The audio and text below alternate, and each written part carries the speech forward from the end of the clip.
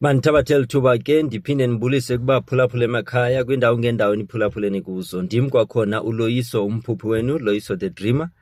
Siyaqhubeka ke nesihloko sethu sephupho sisebenzisa ke uYosefu njengomzekeliso wethu esizawuthetha ngaye sisaqhubeka ke nesisihloko. Sisaqhubeka ke sithetha ngebali likaYosefu, siyamchaza ke indlela ahambe ngayo, ijourney ayihambileyo nee-challenges adlule kuzo empilweni. Inye yezinto ke zamenza uYosefu ukuthi abantakwabo bangamfuni kungoba wayemane eyochaza ukungenzi kakuhle kwabantakwabo kutata wabo. Lonto ke isymbolize lento esibiza ukuthi i-intercession. I-intercession ngumuntu othatha izinto ebantwini azise kuThixo, iphinde ke athatha izinto azisuse kutata wabo azise kubo njengoba besesitshilo. Leyo ke symbolize i-messenger ethatha i-message from the father, bringing it to the audience or to the sons, to the church. So in other words, uYosefu it was like udlala irole yoba abe ngathi uyi-intercessor, umthandazi, aphinde abe ngathi uyi-preacher, umshumayeli. Thatha izinto kubo ayochaza, thatha ingxaki zabo ayoziphokoza kutata, athatha ungenzi kwabo ayoguquka ayobaceba kutatabo, njalo njalo. Ngoku abantakwabo kuba ingabakhuluwa abadala kunaye bahlaselwa yilento esithi yi-older brother spirit. Uyahlupha ke umoya wobukhuluwa, lo moya okuxelela ukuthi mna kudala ndikulento, mna kudala ndiyenza lento, mna ndiyayazi ba lento yenziwa njani. Awuzundixele umuntu onomoya wobukhuluwa ngumuntu ongalungisekiyo, ngumuntu ongacebisekiyo, ngumuntu othi sombonisa ama-creative ideas zezinto, zendlela zokwenza izinto, lento eqhela ukuyenza kucaba noba sesimuva with amaxesha ohlukileyo usafuna ukwenza izinto ngendlela endala. Like ngoku sikwi-digital age, most of izinto esizenzayo they are digitalized. Umuntu onokuxabana nawe ngoku afuna ukwenzisa izinto ngala ndlela yakudala, abuyisele igrammafoni, abuyisele itelegram, abuyisele yonke lanto yeza different ages zakudala, azisekho relevant ngoku. It's like umuntu onothi kwi-music space afuna ubuyisa into yama-cassette nama-LPs nama-CDs, awasasebenzi ngoku, kusetyenzwa ngoku nge-digital platforms. So kubalulekile ke ungumuntu onephupho, noba iphupho lakho ungazulitshintsha, noba umbono wakho ungazutshintsha, noba indlela owenza ngayo izinto zakho ungazuyitshintsha, kodwa kufuneka ube relevant ixesha. I-method of communicating your dream should be according to the time. I-method of ukulipresent iphupho lakho funeka ibe relevant to i-season okuyo. Sikwi-4th or 5th industrial revolution ngoku, kodwa kusekho abantu abasasebenzisa ii-methods ze-1st, 2nd and 3rd. Loo nto ifuna ukuthi ke ube relevant. Like ngoku sikwi-digital age and sikwi-age yama-2000, ayenza izinto ezi-radical nezinto ezithile esizibona thina zingathi zi-out of what we used to do thina sisengama-2000 ngexesha lethu. But into endifuna ukuyitsho ke ukuthi kufuneka sifunde ke ngoku i-tactics. Siyabona ukuthi izinto zihamba nge-social media, zihamba even the prime media and the conventional media ihambela a bit off behind compared to social media. So anything eliphupho lakho, idea yakho ufuna ukuyichanela, awukwazi ukuthi uyenze out of ispace se-digital space.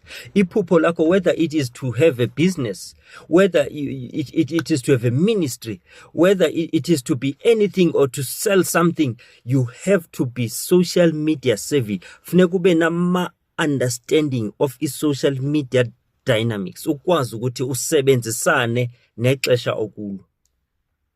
Iphupho alikatshintshi, kodwa indlela olihambisa ngayo itshintshile.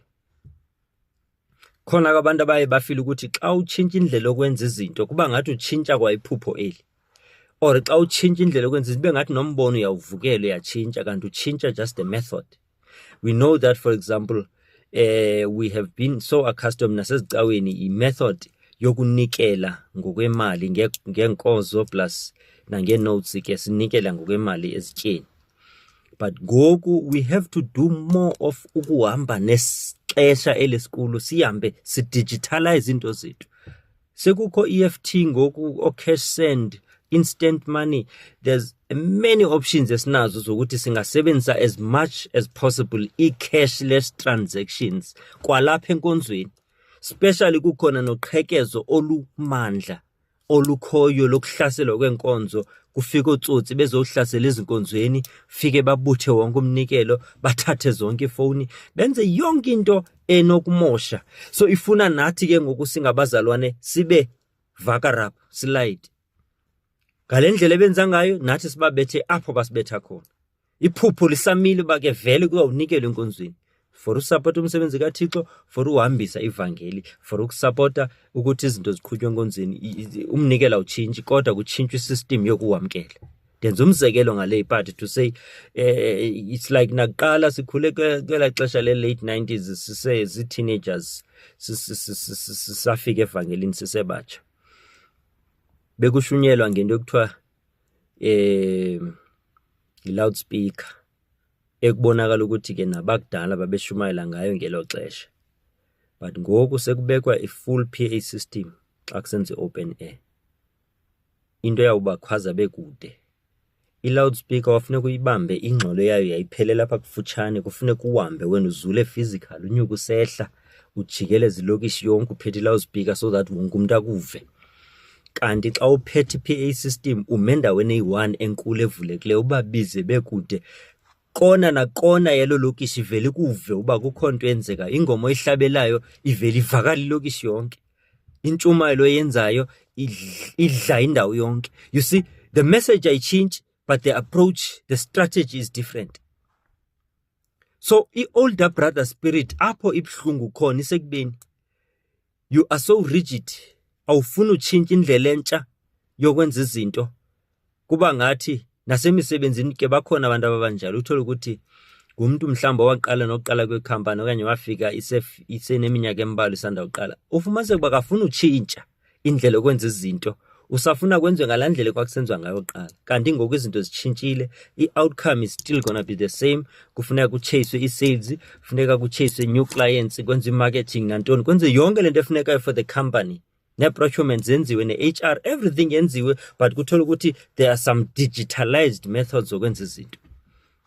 So i-older brother spirit imbi apho ke ekuthini iba nento ethi ndim ndiyayazi lento kudala ndilapha. Umuntu kawazi yonke into unfortunately akafundiseki lula. So abakhuluwa bakaYosefu bafunyanwa ke ngumoya obukhuluwa. Kuyenzeka ukuthatha umuntu esinswe for 2 years kube khomnye one 20 years. Izinto zakwaThixo kazihambelwa ngeminyaka. Xa umuntu elambile ezilambele ngoku ena 2 years unona 20 years angakodlula kuphangela gqithe. Izokwenza yelo nto uvukelwe ngumoya obukhuluwa. Enye yezinto ke esikhe sayithetha earlier endifuna ke singene ebit kuyo yileyo ba kuyenzeka ukuthi abantu basithande isipho sakho njengoba besithanda isipho esikuYosefu nephupho lakhe, bethanda nendlela aphupha ngayo futhi bekwazi nowacalula amaphupho akhe, kodwa bemzonda yena. Ngoba xa ungumuntu onesipho, xa ungumuntu onephupho, xa ungumuntu onikwe into nguThixo special eyehlukileyo kwabanye abantu, ungacingi fanele abantu bathanda wena.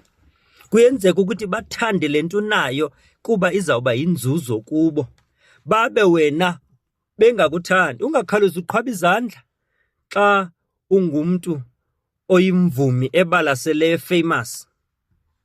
Sithanda umculo wakho uzucimbe nawe siyakuthanda. Uyawubona the day kukho iskandal esihamba negama lakho, kulapho uzawubona ba abona abantu abakuthandayo manyani ngobani. Uzawuvela uhlasele kwangaba bebezifans zakho ucimba bahamba nawe bayakuthanda kanti bebethanda umculo kuwe, but abona abakuthanda manyani inner circle ngabantu abaclose now, your detailed friends, relatives and close acquaintances ngabona abantu abakuthanda nyana. Ngoba ibuhlungu ndoba ngumuntu obabalweyo. It's like umuntu onemali kuthiwa unabahlobo abaninzi, kodwa oyena muntu efuneke babone kakuhle abahlobo ngulo ozawuthi sengasenamali kubekho abantu abazabe besahlele ecangkwakhe, ngabona abantu ke abakuthandayo ke aba bakuthanda ngoku sowungaseyo platinum selling artist so ungasafumana amagiga amaninzi, so ungumuntu nje ostrugglishayo, osokolayo. That's when ke ngoku uzawuthi aba bazawuqhubeka bekusupporta, those are your people, ngabantu bakho abo. Ngoba ke iyenzeka into abantu bakutya ukutya kodwa basizonde sitya. Ungavumi ukuthi ke uthatheke linani labantu abafuna udla izinto bebenefita kuwe, ucinge ngabantu abakulandelayo nabantu onothembela kubo abo. Enye izinto endifuna siyijonge kuthiwa uYosefu ngokayayo pha esiye ebantwaneni babo wakhe waduka walahleka, kodwa kwakho indoda thile eyayamnika iguidance yamcebisa ukuthi hayi uyabona ke abantu akweni banyuke apha bahla apha babheka ngapha uzobafumana endaweni ethile. Nale ndoda ndiyibona isymbolize isithunywa sezulu okanye umoya ongcwele.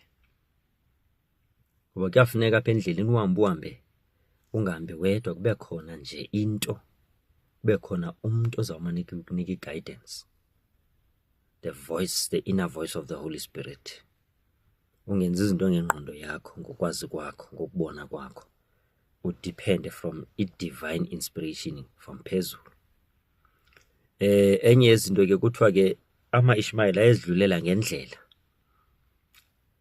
then abantu akwabo kwathiwa mabamthengise bamse eYiphutha. Ngoba uyakwazi ukuthi uSathane sithi ufuna kuphele ngawo, ufuna ukukucima igama. Babecimba bamcima igama uYosefu, babefuna ukuthi kuphele ngento enoYosefu phakathi, bamsusa phakathi kwamehlo wabo, bengazi ukuthi kahle kahle bamthumelela eYiphutha, kule ndawo ekuzawuzaliseka iphupho lakhe kulo. Ngoba uThixo uzawusebenzisa ezi zinto uSathane azisebenzisa as challenges zokukubetha nokukuvisa kabuhlungu, athathe the same things as and use them as i-channel yokukusa kule ndawo uThixo akubekela ukuthi wakusebenzisa kuyo. Le nto yokufana uba ikubulele kwaphela, le divorce odlule kuyo yakushiya unestigma, yakushiya uluze yonke into, waluza i-assets, waphelelwa sisidima sakho, waluza umsebenzi. Le nto ibifana uba ikophule, le nto yokuswelekelwa kwakho in the grieving phase ibifana uba ikugqibile. Retrenchment that was supposed to finish you off, you had to close the business. Kwafuneka uvale icawa ngoba akusebenzeki. Kwafuneka uthuthe ukhutshwe endlini ohlala kuyo ngoba ayibhataleki. Kanye le nto uSathane ayenzayo ukuvisa kabuhlungu, yile uThixo azawusebenzisa kwayona ukukuphakamisa. Akathathe enye into. Ithi iBhayibhile zonke izinto zisebenzela okulungileyo kwabo bamthandayo nababizwe ngokwecebo lakhe. Xa isithi zonke izinto ayithethi ezinhle zodwa, ayithethi ezilula zodwa, ayithethi ezimnandi zodwa. Uzonke izinto nguzonke izinto. Zabuhlungu, zanzima, zaqatha, zatyhafisa. Zonke, that's why iBhayibhile kwenye indawo ithi yintoni nesohlukanisa othandweni lukaThixo? Yintlupheko, yintshutshiso, kukuhlupheka, kuva kabuhlungu na, ithi nakanye ayikho. Bathi bamse eYiphutha beyomlahla, kanti bamse eYiphutha ayophatha. Nkosi yam, le ndawo uSathane acimba ukuvalela kuyo uyakugqiba, uyalicima igama lakho. Yile ndawo uThixo aza kuphakamisa kuyo, igama lakho aliphakamise. Sawuqhubeka ke sithetha ngoYosefu baphulaphula emakhaya, sithetha nangephupho. Okwangoku ndifuna ke nikhabe nisetyisa la mazwi endinike wona. Sawuphinda ke siphinde sidibane kwisiqephu esilandelayo. Okwangoku inkosi ibe nawe. Inkosi. Mandithabathele thuba ke ndiphinde ndibulise kubaphulaphula emakhaya kwindawo ngendawo eniphulaphuleni kuzo. Ndim ke uLoyiso umphuphi wenu, Loyiso the Dreamer. Ndiqhubeka ke nokuthetha nani ngephupho. Sisathetha ke ngebali likaYosefu. Enye into ke ndifuna siqale kuyo, sisathetha ngoYosefu. Ndifuna siqale kulaa ndawo yokuba emveni koba beze bephethe ingubo yakhe enegazi lebhokhwe, bebonisa utata wakhe besithi nantsi ingubo ebonisa ukuthi unyana wakho ufile, simbulele. Kuthiwa utata wakhe ngoba ebona ingubo yakhe wakholelwa uba nyhani ufile umntwana wam ngoba ubona ingubo. Ngoba maxa wambi ke ayisiyo yonke into esiyibonayo efuna siyikholelwe emsinya. Asihambi ngobona ke isho iBhayibheli, sihamba ngokholwa. Elibalekile nikhumbuza ibali lika Isake okwangutata kaYakobi, owayedila ke esebenza ke noYakobi lo sithetha ngaye ongutata kaYosefu. Kuthiwa wayezawuthulula ke iintsikelelo kubantwana bakhe uYakobi noEsau. Kwathi ngoba omnye ungumzingeli wabeke omnye enesakhono sokupheka kamnandi. Kwacaba ke bayaqhathana ke ngoba kubiwe intsikelelo. uYakobi wayoba intsikelelo kaIsake, kaEsau. Wazifaka uboya emzimbeni wakhe so that abe ngathi unguEsau, ngoba uEsau wayindoda exhonti. Kodwa ilizwi lona lashekile lakhe. Uthi ke uIsake, ndiyava uba ilizwi eli lelika Yakobi, kodwa xa ndithi ndiyakubamba ndiva ngathi ndibamba uEsau. That's exactly the same thing yenzekayo apho, ba le ndoda ibona ingubo kaYosefu iyiyo, kodwa ayinguye yena, icimba nguye. So kwenzeka, it's almost like you could say ngesingesi, it's like history is repeating itself. Ungakhawulezi uzikholwe kakhulu into ozibonayo, ngawukholelwe izinto ozaziyo. Kutsho ukuthi ke kufuneka lento kuthiwa yi-discernment, lesi sipho sokucikida omoya. Kwiinto ezininzi funeka izinto sizicikide, ngoba izinto azihlali zilolu hlobo ezicimba zibonakala ngalo. Things are not always as they seem. Ifuna lento ke xa ungumntu kamoya, noba ufumana ii-opportunities ezingathi zii-opportunities, ungakhawulezi ube excited wamkele yonke into enikwayo xa ngumntu wephupho. Ngoba abanye abantu bazawuza besithi, ndifuna ukurekhoda, ndiza kunika ii-contracts, ndiza kunika ii-opportunities, uzawuvela etivini, uzawuthini. Uthole ukuthi ihambelana neli phupho lakho, uyayifuna le nto, kodwa you must use i-discernment. Ungakhawulezi uvume yonke into.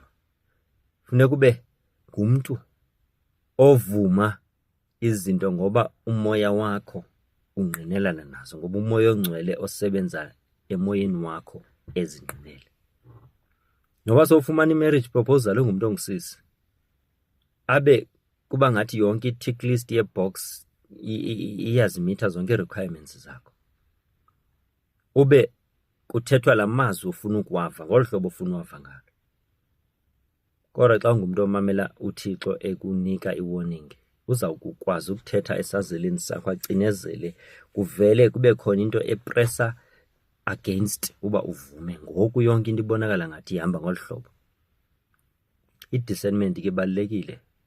So ufumana ii-contracts neethenda, uyawuthenya uyayamkela kanti uyazirhintyela, kuzawuvela izikandali eziza kuba nokungcolisa igama lakho. Uthi uyawamkela umtshato kanti uzawungena kwi-GBV stats, uzawubethwa ubulawe nayile ndoda ngoba wamkele into obungafanelanga uyamkela. Uthi uyangena kule recording, music recording, kanti ukwinto ye-human trafficking ongayaziyo, okanye ukwinto ye-money laundering ezawuhambe ikurhintyele sowuphakathi.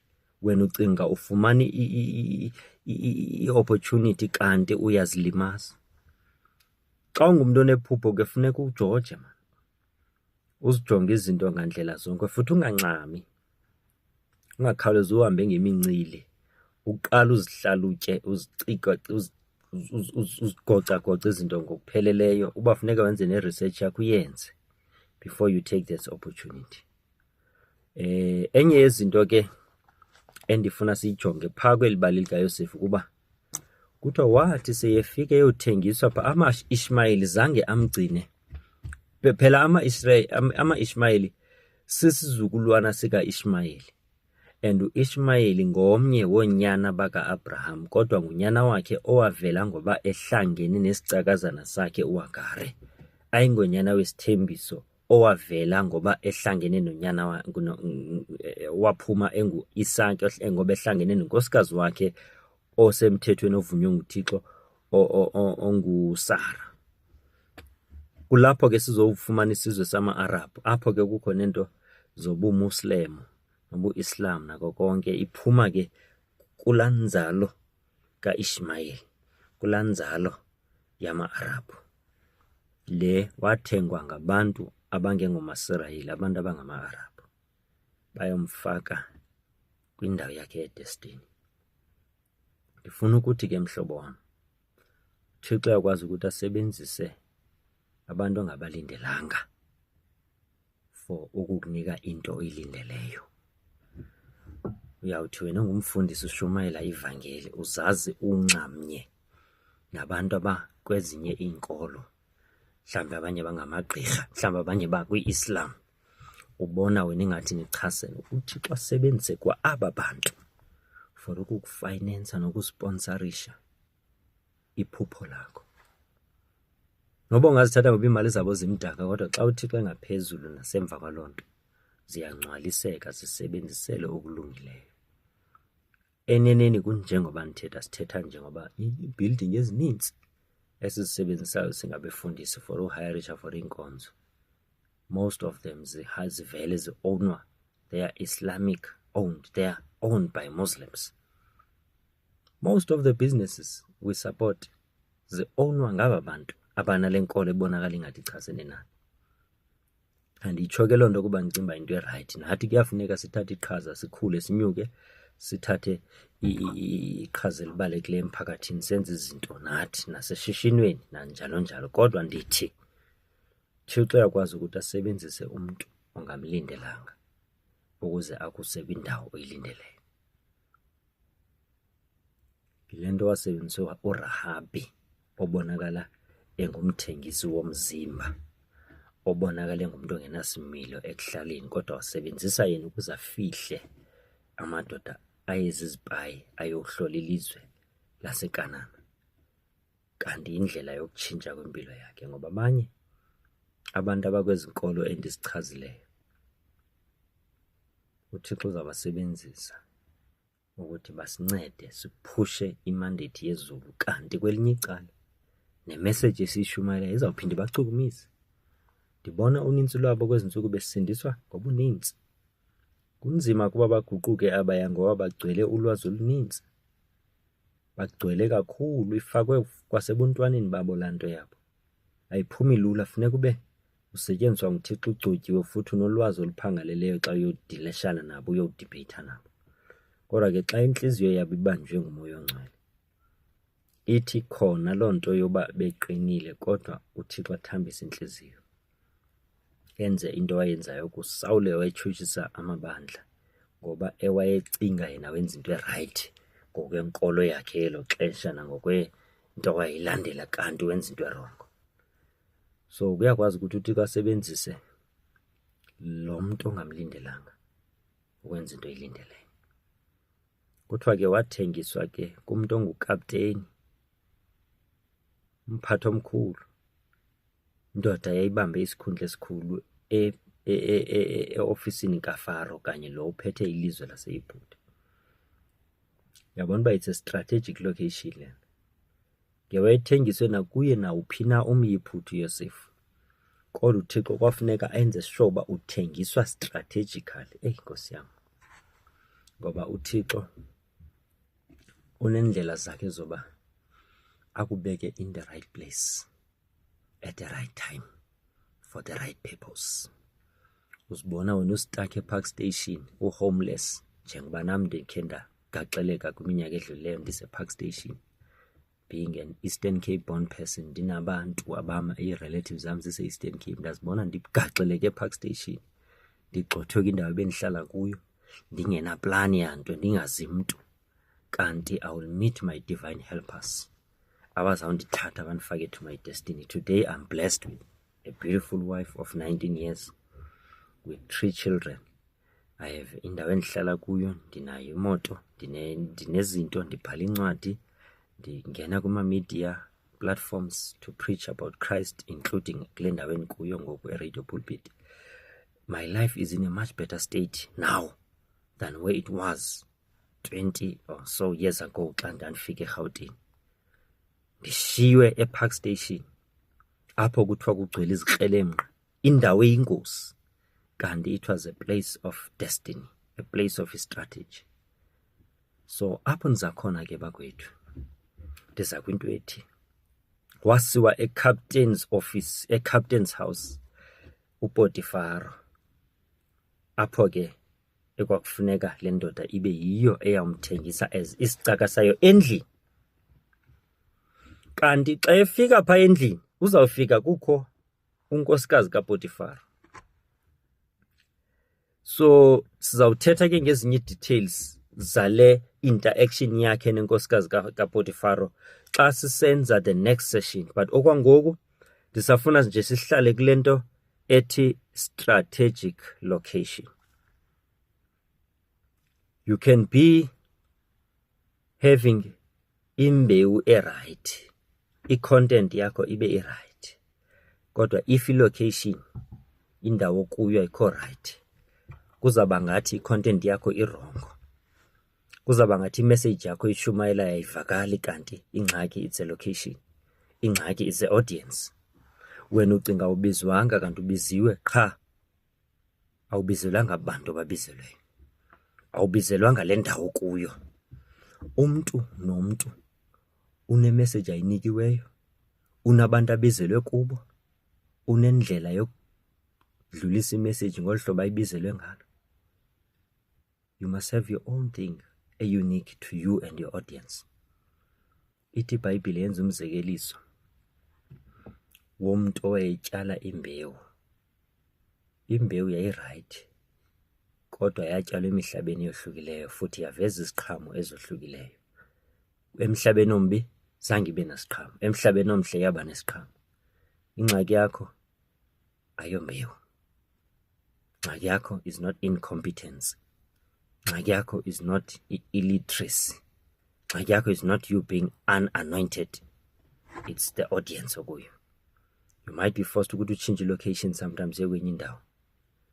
You might be forced sometimes ukuthi urelocate, utshintshe ichomi. You might be forced sometimes ukuthi utshintshe indlela okwenza i-approach ne-strategy to try again to pursue your idea. You are not right, but check, you must be strategically located. Siyayiqukumbela ke okwangoku esisiqephu sangoku, mphulaphula sawuphinda siqhubekeke nendaba kaYosefu. Okwangoku hlala ke ulinasile ulikokose iphupho lakho xa lilincinci, lizawuthi xa selikhulile ibe lilo elizawukokosa likhathalele wena. Khathalela iphupho lakho liselincinci, ulipolishe, ulikhulise, ulidevelophe. Xa selilikhulu lilo lizawuya wena. Okwangoku ndifuna ukuthi ke nisale kahle emakhaya. Enkosi.